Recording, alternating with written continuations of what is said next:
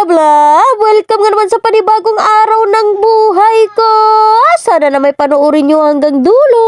For today's mga kalablab, samahan nyo ako sa linis serya dito sa aming munting bahay. Bala ko sana mga kalablab ay lagyan ito ng kurtina itong DIY lababo namin. At pagkatapos kong sinukatan yung DIY lababo namin, ay agad naman akong nagtanong kung may karayom ba kami. Kaso wala ang sabi nito ng mga kasama ko dito sa bahay. Kaya ako na ang naghanap ng sinulid at karayom. Wala talaga akong makikita kaya nag-change project talaga ako dito sa aming bahay. Kaya agad ko naman napagdesisyon na dito na lang ako sa mini bodega ni Papa Tisoy na maglinis. Pagpasensyahan nyo na talaga yung mga kalat dyan mga kalablaba kasi ayaw na ayaw talaga yan ni Papa Tisoy na pakailaman yung mga gamit niya. Alam nyo naman itong inday nyo matigas talaga ang ulo. No choice naman ang ating Papa Tisoy mga kalablab kasi tulog pa siya, hindi niya naman ito malalaman. Sobrang nagtataka talaga ako mga kalablab, bakit may mga ganito talaga dito? Akala ko pa naman mga gamit lang ito dito ni Papa Tisoy. Gamit lang ba? Pampa-computer. Kaya nalilipay naman ako habang nakikita ko itong mga bagay na to. Naalala ko na tuloy habang tinutupi ko ito mga kalablab, naalala ko ay may mag-ukay-ukay nun ako nun. Dito ko ilalagay ba? Dito ko itatago. Tapos yung mga iba dyan mga kalablab ay binigay sa akin. Alam nyo naman itong inday, napaka-kolektor talaga masyado. Pero mga kalablab, ako kasi yung tao na ayaw ko talagang magtapon kahit magtambak-tambak pa yan sa akin. Lalo't lalo na kung mapaisipan ko na ay magagamit ko talaga ito sa tamang panahon. Kaya ganyan kadami yung natambak ko ay tataguin ko naman lang yan oy.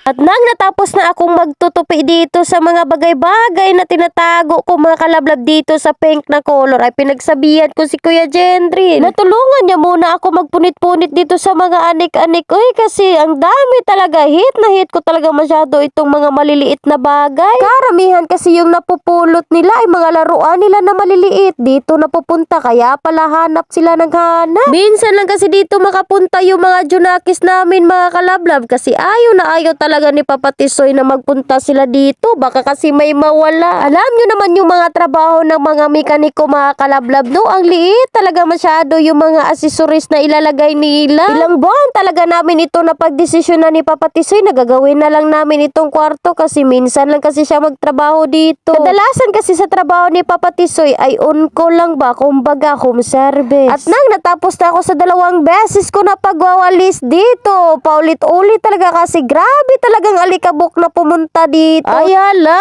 grabe yung kay General namin. Parang si Hook. Siya pa talaga ang nagpatayo sa phone.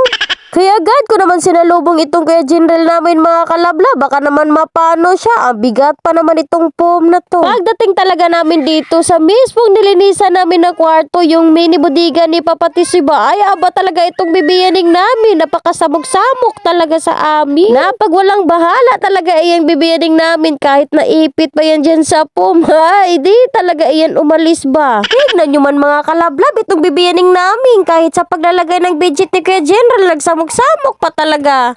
Anyways mga kalablab, no, foam lang muna yung nilagay namin sa kwarto nila Kuya Jendrel. Balak sana namin lagyan ng kortina. Kaso yung budget namin ni Papa Tisoy tamang-tama lang sa pagkain ng mga junakis namin. Pero alam ko talaga mga kalablab, no, soon as possible mag-manifesting talaga inyong inday dyan ba? Yes.